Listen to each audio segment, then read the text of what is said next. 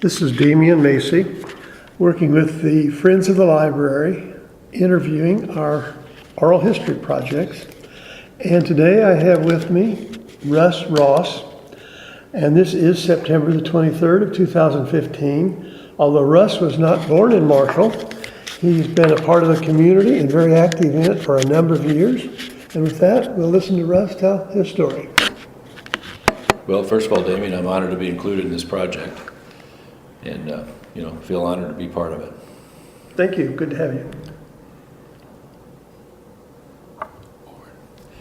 Well, I was born in 1947, kind of what they call a World War II baby, and therefore my parents were older when they had me. My mother was 41, my father was 38, and Dad came home from the war, already had 3 older siblings. My older brother's 12 years older than me, my sister's 8 years older than me, and my other brother was 6 years older than me. So I came along, and then I was also the second year of the what's called the baby boomer generation. I think you just barely missed that yourself. But anyway, so we are kind of like the python that swallowed the big rat, and as we're moving through life, things change for us because we're still the largest demographic group in the United States. So that part's been very interesting. But anyway, I was born in Highland, Illinois. Okay. My mother was a school teacher, and my father was at that time, a butcher for the Kroger Grocery Company. And then later he decided that the guy over there made more money than he did, so he learned how to be a store manager. And he got his first store in Carrollton, Illinois when I was 3. So we moved from Highland to Carrollton, Illinois when I was at the age of 3. Which is where we live. They lived the rest of their lives there, but I lived there until I was 18 and went away to college, which was in Jacksonville at Illinois College, where I majored in mathematics and teaching. And then I became a teacher, as my mother was a teacher, and one of my brothers and my sister were teachers. So that is kind of, was the thing that I knew existed and was very interested in. And then that led eventually to school administration. And like my father, who said, the guy over there is making more money than I do, I can make more money in school administration than I can teaching, which is kind of a sad state of affairs, but that's the way it is. Russell, come back and say, did you have a favorite subject in school? Absolutely, math. And I had a really good math education all throughout school, in elementary and junior high and high school. And I still love to this day my high school math teacher. I just passed away a few weeks ago, and I got together. We had our 50th high school class reunion not long ago, and he was probably the teacher that most people mentioned most often, just because he was very highly respected and very, very good. And sometimes teachers, everybody has a favorite teacher that makes an impression on them. So that's how I got into math, and also it makes sense to me, and it was fun to teach. I really enjoyed teaching. Did that teacher and perhaps your mother also help steer you into deciding to be a teacher? Oh, absolutely, for sure. And teaching and education is a great way to give back to others. And no one enters teaching or education really to become a millionaire or anything like that. They enter it because they want to be of service to other people. And that's why most teachers, and certainly all the good teachers, go into education, in my opinion. So that from teaching, did you teach a while before you jumped into the administration? Yes, I taught 5 years, and attempted to coach basketball, but it took me 5 years to figure out that you had to have some pretty good kids to be a successful coach. Pretty good players. So anyway, I wasn't lucky enough to have that, but it all worked out very, very well, and I enjoyed my time in school administration. All in all, I had 35 years in public education in the K through 12, 5 as a teacher, 30 as an administrator. The last 16 of which were here in Marshall, and we'll talk about that in a little bit. But then I also, at the end of my career, was lucky enough to get a position at Eastern Illinois University in a program called New Leaders Assistance Service, which was a program that lasted about 15 years, and I was in the first 11 years of it, which mentored first-year principals throughout the area, and that was really rewarding. And as a recent retiree, I was able to share my knowledge of school administration and people and leadership skills with these beginning new leaders, as we called them, and that was that was an awesome gig to have. So all in all, I was 42 years in public education. Okay, that program at Eastern, New Leaders Assistance, was that something at just Eastern, or is that a part of a national program? No, it started at the University of Illinois, and I was lucky enough to get selected to be one of the early mentors in that. And then one of the other ones was a professor at Eastern, and the person at Illinois retired, and so the Eastern professor moved it down to Charleston, and that's when it became an EIU thing. And it's since become defunct. It did spread to the state of Illinois, and then of course with the funding and all the budget crunch that Illinois has, it got cut. So anyway, but for 11 wonderful years there, it was a good deal. Okay. With the education and your work with students, is there a favorite moment that you had back there somewhere? Well, there's several favorite moments when I was teaching and made an impact on kids, and I think, and possibly, I feel like I impacted some lives that way. But my favorite moment in Marshall, in the 16 years I was here, there's no one singular moment, but when I came to Marshall, it was a tough time for the school district, and they were just flat out had no money, and it was no one's fault. It's just the way it was. And I was fortunate enough to come here. There had been a teacher strike in the county. They were fighting over whether to seat that landfill near Martinsville. And there had been the Grabby trial. Marshall was in the news for all kind of reasons, not necessarily positive. And it was really no one's fault. It's like a perfect storm that came up and it happened. And then I came along at the end, just the most opportune time in the world to take over the school district, because if anything changed, it had to change for the better. And I was fortunate enough to ride those waves for 16 years and be a part of some really dynamic, wonderful things. And that's my best memory of Marshall schools, is how things changed. Damien, and I get a lot of credit for all the buildings being remodeled. I had a very important role in remodeling South School and the junior high and the high school. But that's not what I really choose to be remembered for. What I would like to be remembered for is the change in the academics and the emphasis on academics. When I started, we had an average ACT score of 12, which is absolutely embarrassing.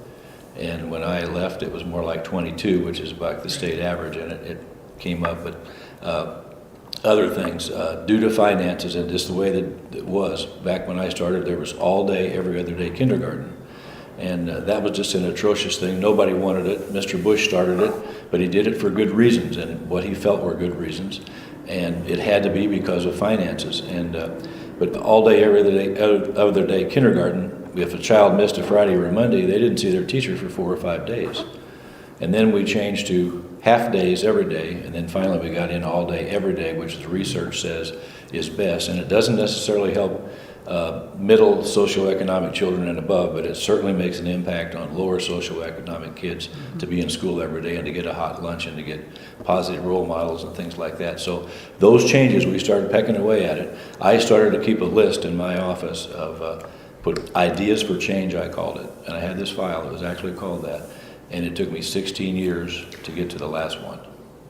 And that's when I was fortunate enough to be able to retire and ride off into the sunset. And so to answer your question, there was not one singular thing, but the sum total of many, many things. And I was just part of a great time to be in Marshall.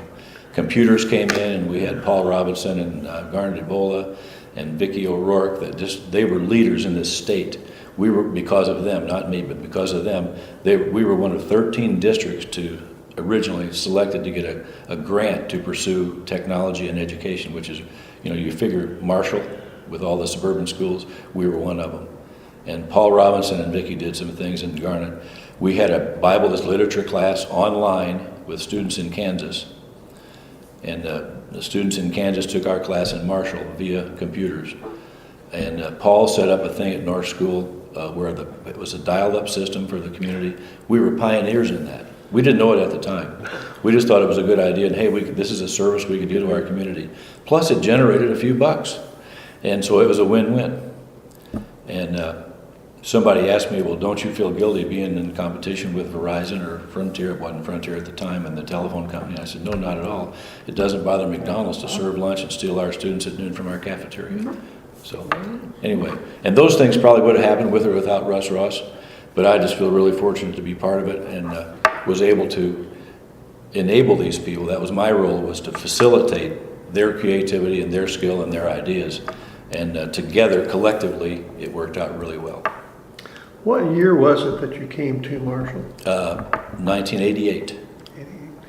Was there something that attracted you to Marshall? How'd you happen to have the opportunity Well, to even apply my for wife this and I job? are fortunate enough to have 3 very healthy, bright children. And the oldest one at the time was a freshman in high school. Her brother, Kevin, that was Jennifer, and Kevin was finished his 8th grade year in school, and Brian was finished his 5th grade.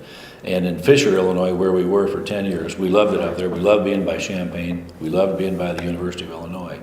But the Fisher school system is appreciably smaller than Marshall, and it didn't offer some things that we felt our children would benefit from having, like high school baseball, high school art, golf course in the community, a baseball program in the community, things like that. So Marshall attracted us for its size, and just by accident, our next door neighbor in Marshall was a guy named John Pierce, who's a cousin to Ed Pierce, and was a son of Bill and Virginia Pierce. And anyway, he says, hey, they needed a superintendent in my old town. And so I checked it out. Lo and behold, here I am 28 years later. In 1988, when you first came to Marshall, I guess, what was your first impression? The downtown has changed a little bit, but what was your impression or your first experiences in Marshall? I viewed Marshall, I was aware of its rich tradition, good public schools overall, and a rich community heritage with the community band, as you well know, that's a staple. And then the stories about the formation of Marshall and the history of Marshall, where the one person was offered a chance to go to Washington, D.C. and be in a presidential cabinet, and no, I'm not leaving Marshall and stuff like that. I was aware of that. And so that was great. But at the same time, you could see that Marshall at the time, things were just not well in Clark County with the big fight about the seating of the nuclear dump and the press from some of these trials and things like that. In fact, the day I brought our kids down here, I'd already accepted a contract. This is hilarious. The day I brought the kids down here to show them their new town, a person whose name I'll tell you later, but she was a protester and very active and made a lot of visits to the courthouse. She's getting out of a car wearing a coonskin coat, wrapped in a swastika, going into the courthouse to protest the nuclear dump. And my kid said, Dad, what are you doing to us? What brought us here? Yeah, what are we doing here? And I was able to explain what was going on, and that person was certainly not in the majority. So anyway, it was just funny. But no, Marshall's a good-looking place. When you drive into Marshall, you see a lot of positive things. And even at the time, Velsicle and the smell and all that was to be overcome a little bit. But I saw potential in Marshall. And as you've seen, Damien, over the years, Marshall is a beautiful town. They've redone the downtown. They got the murals going on. The band's still going strong. The city of Marshall takes good care of its business. All these parks and things and utilities work, regardless of what's going on with the city council right now, all of that's getting better. The people in Marshall keep good care of their yards. They have pride in the community. The downtown businesses have come back a little bit. It's just, Marshall's a great place. I could live anywhere I want, and I choose to stay in Marshall. As retirement then, you plan to settle and stay here? Oh yeah, this is home now. Yeah, that was comment. This is home now. One of these days we'll be going out to visit Mr. Elsoff and figure out what's going to happen there at the end of the road. Your retirement spot. Yeah, right. Permanent. Right.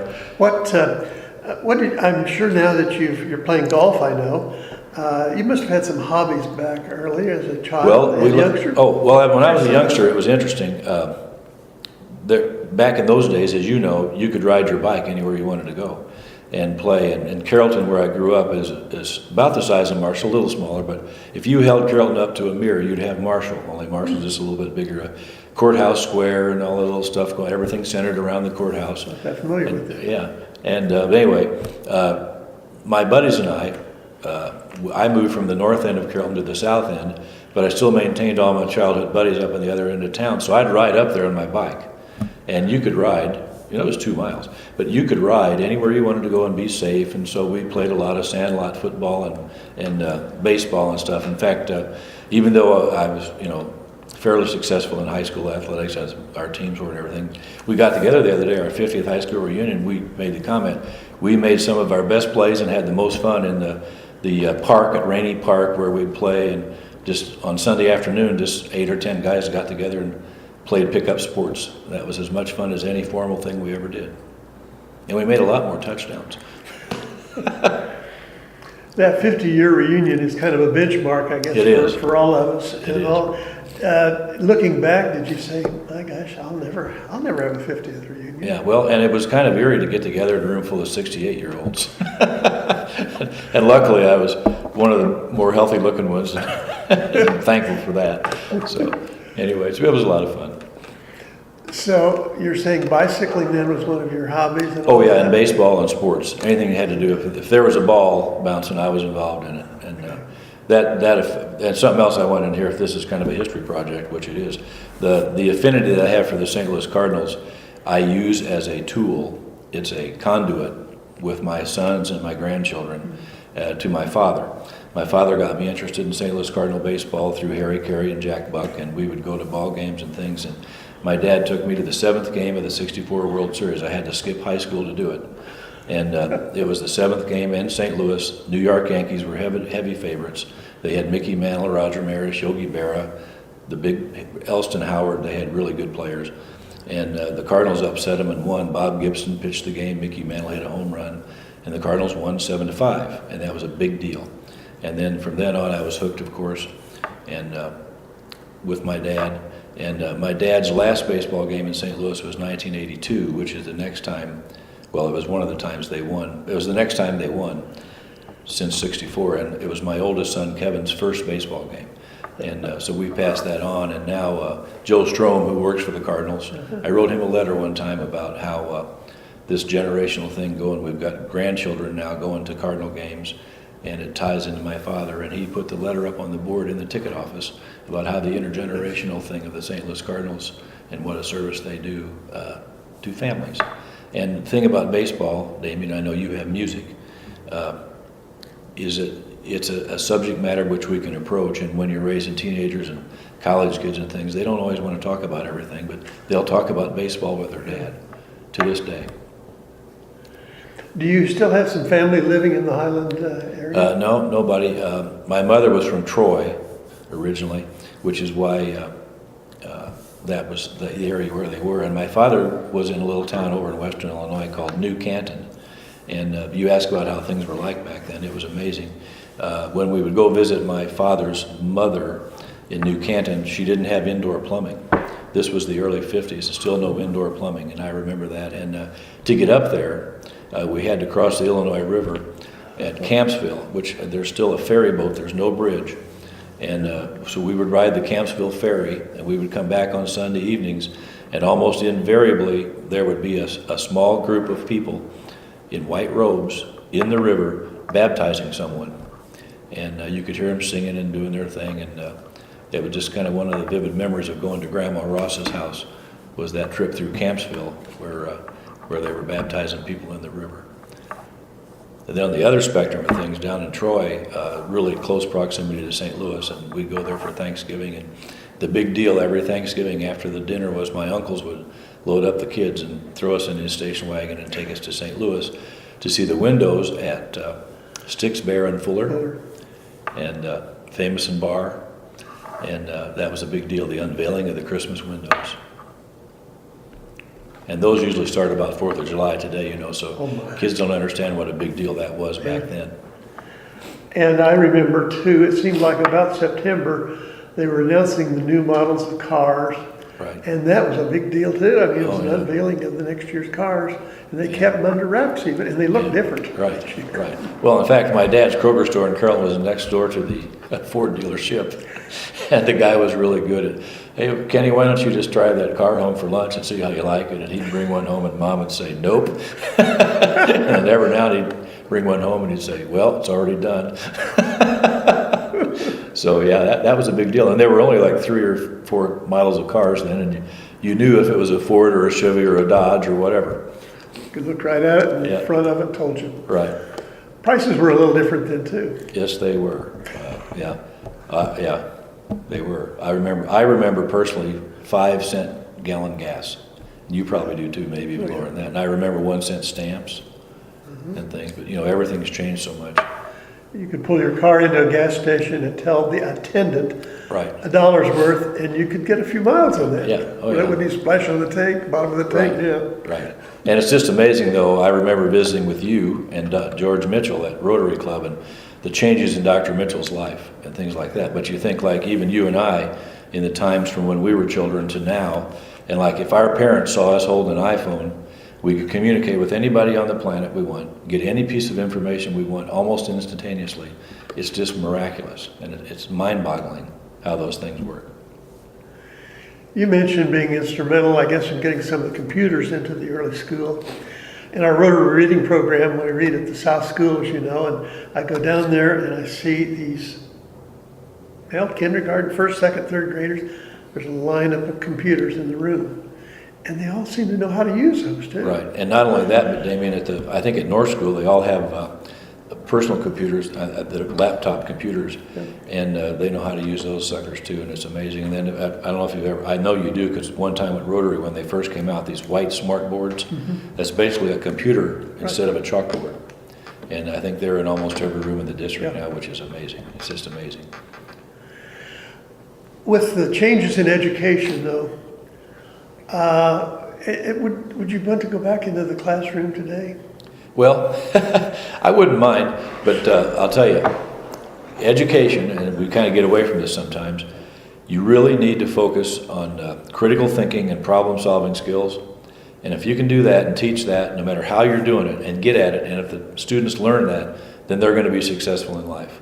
Critical thinking and analyze a problem and solve it. That's what education is and should be about.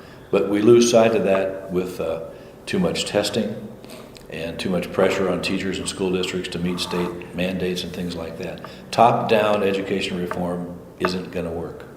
It has to come from the teacher and the student, and that relationship has to be the foundation of learning and go from there, in my opinion. With the changes also, I guess maybe it's in the attitude of students, and I find it maybe a little concerning. I don't think there is the family relationship in most homes anymore, too. They really don't have much direction, I don't think, for education, a lot of them. And then also, everyone is so interested in their texting and all of these things. Is that such a thing that's going to undermine education? Oh, it undermines public relations for education right now. There's social media. If a parent gets upset about something, or they get upset with a teacher or something, they'll slap something on Facebook or wherever else, Twitter, and then everybody's out there to read it. And oftentimes, not every time, but oftentimes when these things are posted, it's not always 100% factual.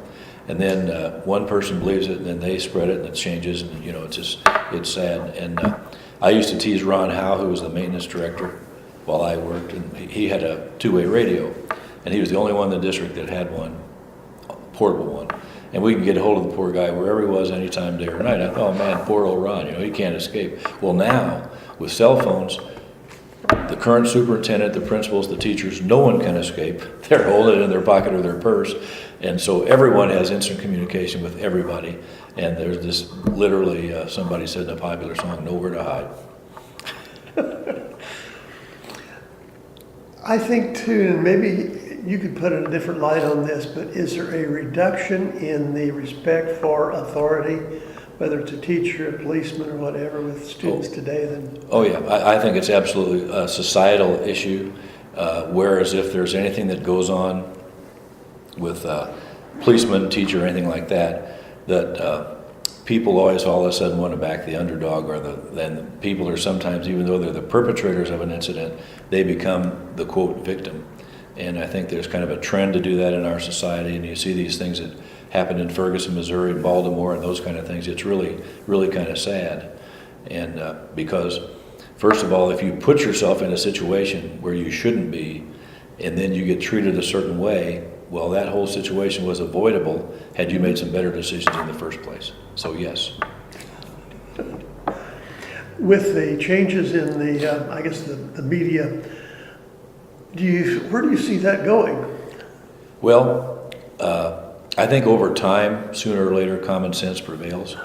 And, you and I are both Christians, and we believe in God and have faith. And sooner or later, I think good wins out over evil. I really do. So hopefully it'll stabilize. I guess we don't know. But And I always stress this with the teachers and everybody, this: hang your hat on the truth. And sooner or later the truth will surface, and it will all work out. And it has, and I think it still will. With retirement now, as I said, I know you're playing some golf. And are you involved, I think you said in your church? Yeah, I try to stay active in the church, and in fact, today when I'm done here, I'm going to go over to help with a little thing they call Power Lunch, where they serve lunch for free to the high school kids. And then at 3 o'clock, we'll have 25 or 30 5 through 4th graders come over for a program called Kids for Christ, KFC. And my job is the games, and it's a lot of fun, and I enjoy being around the young people. And you know, they say if you want to stay young, be around young people. So that's what I do. What age group is that? I think it's kindergarten through 4th grade, something like that. Yeah. With your deep involvement in church, and I know your wife is also, how do you get a vacation away from that, or just take off? Well, it's kind of funny, and you've probably experienced this too. The other day I was calling for a car appointment, and I said, well, how about Monday afternoon? And the guy says, well, Russ, I hate to remind you, but that's Labor Day. And so every day is a vacation day when you're retired, and which is nice, but you kind of have to, and it's easy to keep yourself busy. Somebody told me that you have to learn to say no, which I have done. And you do have to, because people think, well, you're, quote, free, but we have yet demands. We have 7 grandchildren living in the immediate area, and we like to help out the parents with those kids and do things and go to their activities and things like that. So, and then 2 more in Minnesota. So we get up there as often as we can. So it's easy to stay busy, you know that. You've been doing some little traveling though too, haven't you? Oh yeah. Not quite like some of my Rotary buddies, but we've taken a few trips and tried to take a big one each year, and then lots of littler ones and things like that. But probably the best trip we went on was to Banff, Alberta, a couple summers ago. It's just absolutely beautiful up there. And but we haven't been to Europe or South America or some of the places where I know you'd like to go and all that. And I'll tell you, some of those places I don't think are safe anymore. Yeah, that's right. But no, travel's a good thing, and we have a circle of friends that we try to keep up with and try to stay active. And you know, you can't just sit around and do nothing. And I think the research is quite clear for older people that if they have a social network and stay active, they have a better chance of living longer than if they just kind of hold up in seclusion. You're going to help prove statistics right then. I'm hoping. With the looking back, I guess, as a youngster and trying to bring it forward, did you have a pet when you were a youngster? Well, we lived on a U.S. highway that ran through Carrollton, and we had these dogs, and they didn't last long. This was back in the day when there weren't such things as dog tie-outs or dog pens or anything. It was just everybody's animals ran loose. And so we didn't have much luck on that. And I did raise a couple of rabbits one time. That was a lot of fun, too. But you know, typical kid stuff. Did your kids have pets and you permit them? Oh, yeah, we had dogs, and we've always had a dog, and up until the last couple of years. My wife's after me now to get another dog, and that'll probably happen at some point. But we like animals. Well, we do too. But traveling, it's a little more difficult to have those. Right. With the things, I guess, going on in the world today and the changes you kind of mentioned there in Marshall, what do you see of this world situation that we're in right now? It just seems like every time you turn on the news, there's some other disruptive thing going on in the world somewhere. Well, that's a tough thing to do, and if I had the answer to that, I'd probably write a book. But again, I think it goes back to good triumphing over evil. And I heard a quote the other day: "We deserve the government we get." That's right. So since then, I've started emailing my senator and state representative and stuff, and gotten more active in that stuff and things I don't like going on in Springfield with the budget stalemate, which is totally unnecessary. But anyway. Good people can't sit around and do nothing and expect good things to happen, because the evil people and the ones that don't have the best agenda for the common good, if they're going to be active in doing things and good people just stand by and let it happen, then it's to a degree our own fault. So I encourage everyone to be active, know what's going on, and let your mind be spoken and your feelings known. I thought you had a philosophy out there that you come, I don't know. come across. But I just find the whole world situation kind of, Yeah. kind of worrisome. Right. It used to be like with World War I and World War II, there was a common enemy and everybody banded together and they fought and, it happened and all that. Now there's spin-off groups. Not too long ago, it was the Ayatollah Khomeini in Iran. And then it was Saddam Hussein. And then it was, what was that other guy's name? Obama Bin Laden or whatever his name was. And it's always a new guy. And then there was the Taliban. And now there's ISIS, and then there's that goofy church in Kansas, the whatever, and just who knows? Splinter groups popping up. The problem is they seem to all Yeah, attain some, I guess, a semblance of order and right. power. Yeah, and it's like almost like whack-a-mole. You hit one over here, and then another one pops up over here. Yeah, So. I agree with that. But I do think good. that our government has gotten to where we spend way too much time worrying about problems in faraway places whose countries' names change every day than right here. And, and like right now, they're talking about taking in 100,000 Syrian refugees, and yet there are those that would tell you that we ignore our own disabled veterans. That to me is a wrong picture, just my opinion. And there's statistics come out every day about the school students who go home hungry every night. Right, And that do not get a full meal. right. Anyway, I don't know where the justice ends up, but Right. Russ, you mentioned school, going into your career and all, but there's a young lady somewhere back there that you must have met. Oh, that would be my first wife, as Sam Deal used to say. Ruth is my first wife. Paul is my first wife in love. We've been married 45 years just the other day, and it's worked out really, really well. We have 3 children, 9 grandchildren, and 3 nice in-law kids, and so we've been very, very blessed. Where did you meet Paula? Well, when I graduated from Illinois College, there was a chance to teach and coach a little bit up in a little town called Tiskawa, Illinois, which is in Where? Bureau County. Tiskawa, Tiskalwa. Nobody's ever heard of it. No. And it was a small place in Bureau County near Princeton. And she was teaching in the next town over. And being a young 22-year-old single guy just out of college with red blood flowing in his veins, I spotted her in the bleachers at a ball game. Oh, really? Yeah, and she knew the guy that was my head coach there in Tiskawa, and because her sister had taught in Tiskawa earlier, so they knew one another. And they introduced us at the Elks Club in Princeton, and then we were married not too long after that, actually 4 months later, which is kind of unusual, but that was 1970, and we were both old enough, knew what we wanted, and I want to stress for posterity's sake that our first child was not born until 3 years later. We just were in love and knew it, and knew what we wanted, and that was that. And her background happened to be teaching also? Yes, and vocal music, and my mother was a church organist, and so I have an affinity for church music, although she's begged me to sing in the church choir, but that's her thing and her night, and, so I stay away from that. You ever have a sing around the piano at home? Oh yeah, a lot. In fact, her family was very, very religious, and I like to tell the story when we went down to Florida to visit her aunt.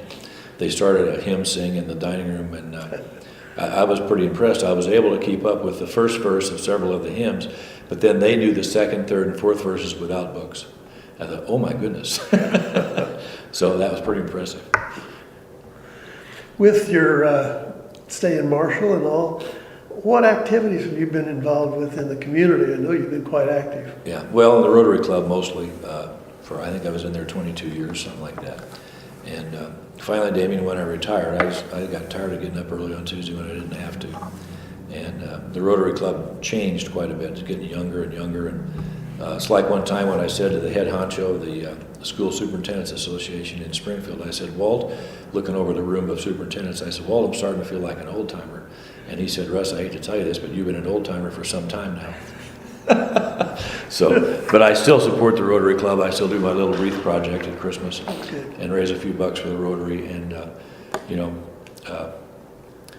and other than the Rotary Club, church has been the main thing that I've done, but a few other civic things here and there, like if there's a community-wide effort in any way.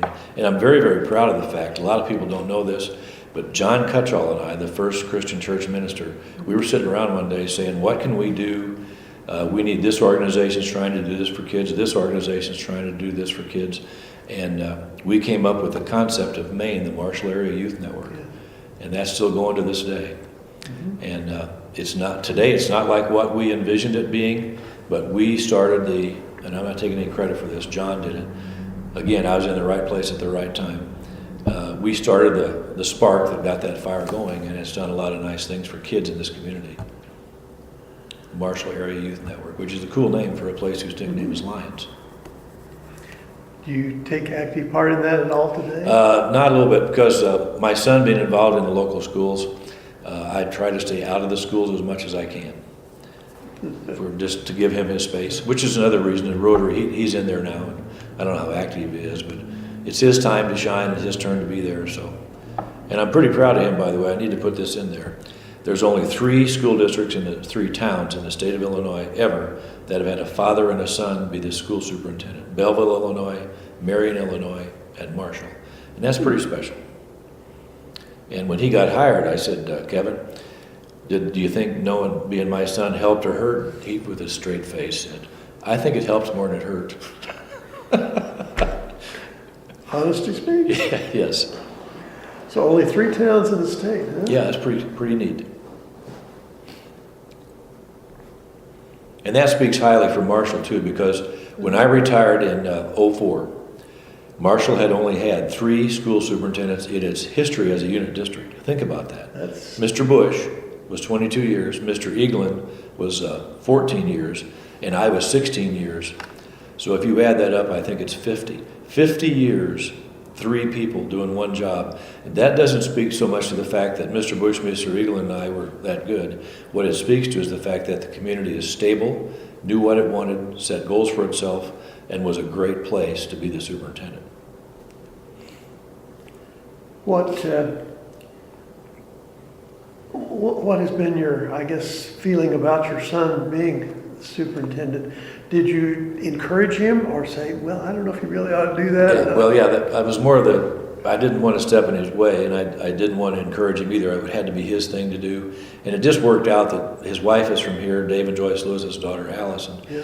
And she wanted to come back here, and it just worked out that that's how it happened. But I was leery of him coming back for the simple reason that once I retired, I no longer had to worry about all the day in and day out aspects of the school district. Like when I would go to a game, even in the gym or the football stadium, I would worry if there was a bulb out of the scoreboard. I fretted about that. And I would get on the horn the next day and I could get that thing fixed. Anything to do with the school I worried about. And now it's kind of back to that. I don't worry about the lights and the scoreboard so much, but the big things I still feel an ownership in since through my son. And I didn't want to have to do that. So from that aspect of it, it's not been great. But to watch him be the leader that he is, and he's got a good school board too, like I did, and they're doing some nice things and continuing on. So that part of it is a great source of pride. And so it's all in all, it's a positive. Plus, having a son, daughter-in-law, and 4 grandkids right here locally, nobody can argue with that being a good thing. Helps keep your retirement busy, doesn't it? Yes, it does. With this father and son change of, I guess, direction and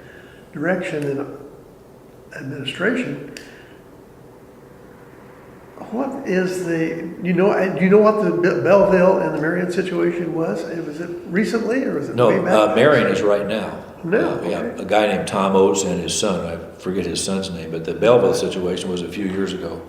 And then the Marion one, there was a person in between those 2 gentlemen too. And then also there's an 8-year gap in between my superintendency and when Kevin started. So it's just rather unique. Okay, yeah, it sure would be. Yeah. With the direction of school, and you and I might disagree on this a little bit, but I know there's budget constraints and there's government funding and all these things come up as a problem. But it just seems to me like so many schools, things like art and music and all, have really had to kind of take a back seat. Right, and we're fortunate here in Marshall. We still have art, we still have music, vocal music and instrumental music. and we still have library and media center directors, they call them now, and all those special things, PE, those are all necessary. You have to have them. And I just heard the other day that our current governor is thinking about doing away with required PE, and then the next paragraph they'll say, well, the youth of today are obese. So cutting out PE is not going to be the answer. But no, art, music, and PE, being married to a vocal music teacher, trust me, always a priority. But I believe in it. And the research is super conclusive, Damien, and you know this, that music, learning the language of music and playing music and the arts helps your IQ, and it helps your brain and your thinking, and getting back to that critical thinking, problem solving. Music and art and all that stuff, wonderful avenue for that.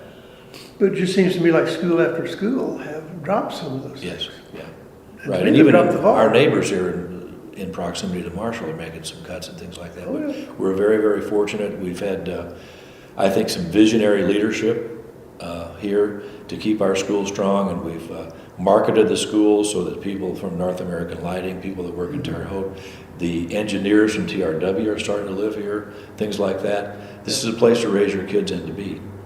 This really good kicker that we have that moved in here, his dad's the soccer coach, I understand, at DePaul University, but this kid kicks like a 47-yard field goal. They chose to come to Marshall because it's a good place, a good solid school system.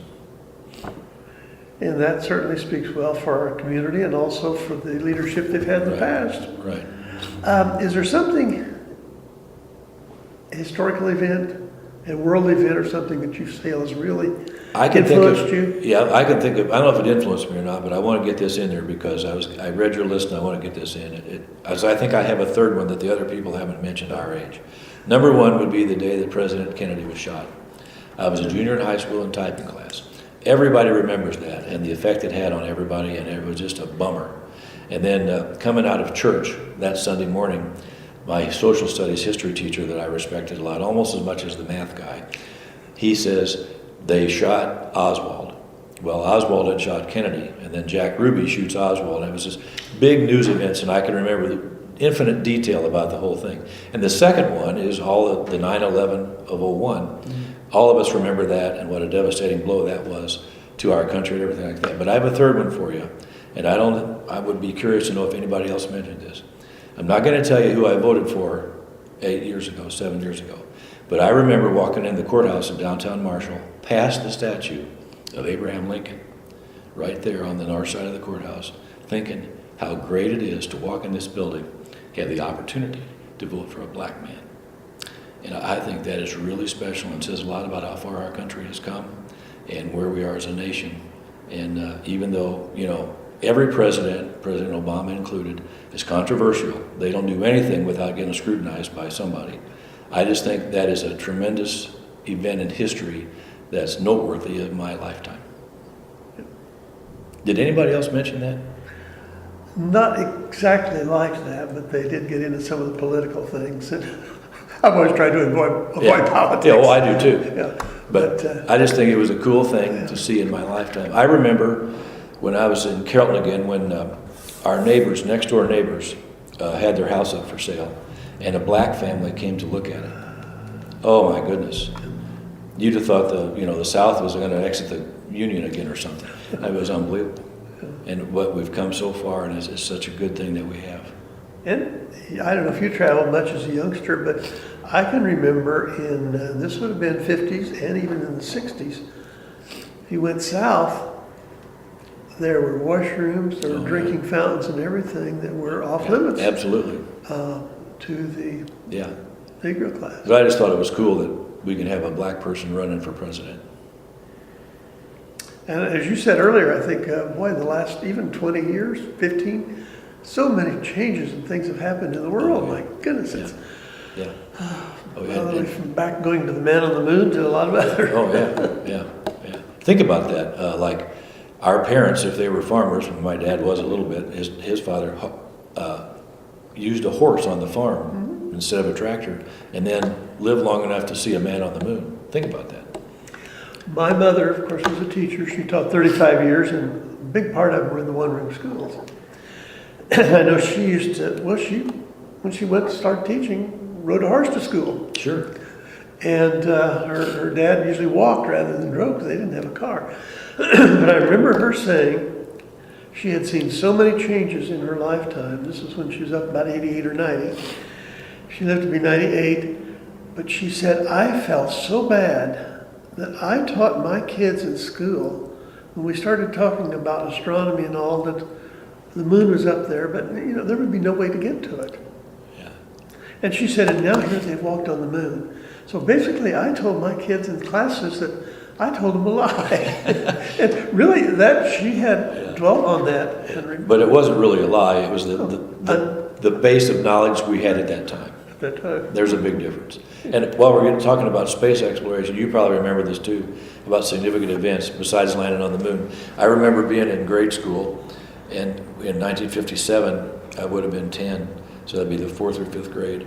The teacher came in and said that the Russians just put up Sputnik. That was a huge, huge event. And then the next thing you know, we're emphasizing math and science in our country in education, and boy, it was a serious business. We had to catch up in math. We had to get ahead. We had to win the space exploration. I'm sure you remember all that. It was a big deal. To hitchhike on that very point, we hear a lot in the news media that, especially Japan and China, are so far ahead of us on the math and science things in school and education versus the United States. Yes, As but an administrator, teacher, what's your reaction? What's not mentioned on that is that Japan has the highest rate of suicide among school people of any country, and the pressure they put them on there. And then in China, they also remove kids from the home, and they say, okay, you're going to be this, you're going to be that, and they take them away, and there's a limit on whether they can have boys or girls or how many and all that kind of stuff. What sets us apart is the fact that we believe in free public education for everyone. And I don't want to step on anybody's toes because I know certain religions and denominations have strong educational systems, but they don't educate everybody either. You have to have some money to get there or get a scholarship. Well, the Marshall Public Schools takes in every rat that comes down the road, and we have to educate them and feed them and provide stability for them and do all that. That is a tall, tall task, and it eats at revenues. And if it were not for special education, and special education is a wonderful thing, if it were not for special education, everybody would have 5 computers, and they would have 12 smart boards, and they would have everything under the sun. They would have Turner buses for school buses. It just costs a lot of money to educate every child, not just the middle and upper class. That sets us apart from Japan and China. Russ, we all look around, we got so many modern conveniences and things. Would there be something that you said, gosh, I just couldn't live without that? Well, if you'd asked me a year ago, I wouldn't have answered how I'm going to ask today. But finally, under pressure and duress from my adult children, I got an iPhone. And I love the thing because I would be sitting at a Little League ball game wondering how my beloved Cardinals were doing and have to ask somebody and all this kind of stuff. And even they'd all be looking at radar and lightning, is it going to rain and all that. So I just took my finger up and said, well, not raining yet. So now I got an iPhone and I depend on the thing. I text the kids, text Paula, and email all over the place and all that, and get my data. I keep up. Right now we're in a pennant race with Pittsburgh and Chicago, and you can check on their scores, your own scores, no matter where you are, what you're doing. And I've been known to be in a movie theater when they're supposed to be off, checking out everything. If I came to a band concert Friday night, I'd be checking out the Cardinals. You can just get so much information. So that would be the one thing. I love it. And I feel disconnected, which you never thought I'd say this. To feel disconnected if it's not part of me. We've still got phones, but they're dumb phones. Yeah, We can right. call and answer on them. But I tell you, Russ, I see people in restaurants. I see people walking down the street. I see people everywhere, and they seem to be literally disconnected from society. Right. That's a negative aspect of the whole thing, and we still need to interact human to human, and that has to stay. That has to be a priority. So we need to have wireless times and communicate with other human beings. Turn them off time. Yes. With the changes, and I'll go back to education here in a second. I know in Indiana and maybe some other states went on this campaign of doing away with cursive writing. Yeah. I can't believe it, but Yeah. as an educator, what's your reaction? Well, no, we need to have cursive writing, and children need to know how to sign their name, among other things. Write a check? Yeah, and all that kind of stuff. So yeah, no, I'm pretty much old school when it comes to that stuff. I think we still need to diagram sentences and learn how grammar and things. And I just get upset with the poor grammar, and these texting things and iPhones, they certainly facilitate the lack of English, proper English. So yeah, no, I think the kids need to know how to write. In fact, when calculators first came into use in math, I was not a fan of that either. I still wanted children to know how to do their math tables and, times tables, how to divide longhand and all that kind of stuff. Because if you don't understand the basics and how things work, just using a calculator or a computer isn't going to be right. Our kids went through a period in grade school of new math, and they really never were taught the multiplication tables. My wife and I had index cards and all we worked on overnight. Yeah, I just couldn't feature. How can you live without that? Right. Russ, if you were in, let's say somewhere in Europe, or maybe in Alaska when you're up there and talking to someone, where's Marshall? What's that all about? What would you tell them about Marshall and why it might be a good place they might want to visit? Well, first of all, I would say it's 4 hours south of Chicago. It's nowhere near Chicago, and Illinois is not what you think it is.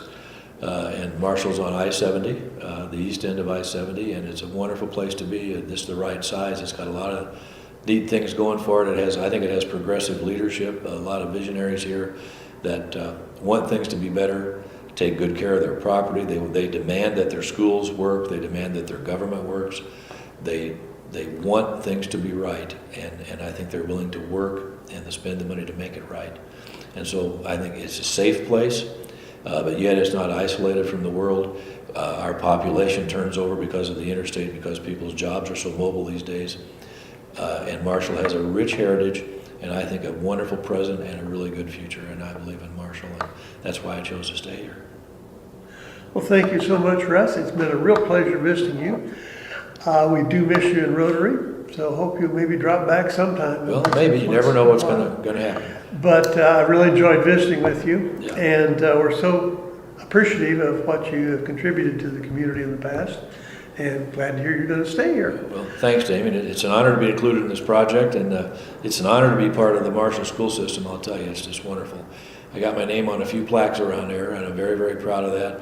Just one of many, many, many, many people that work to get things right, and happy to be part of it. Well, we thank you for that, and thank you for your generous amount of time today. It's been a real fun and a pleasure to visit with you. Thank you, Damien. I appreciate it. Good to see you. Oh, I can get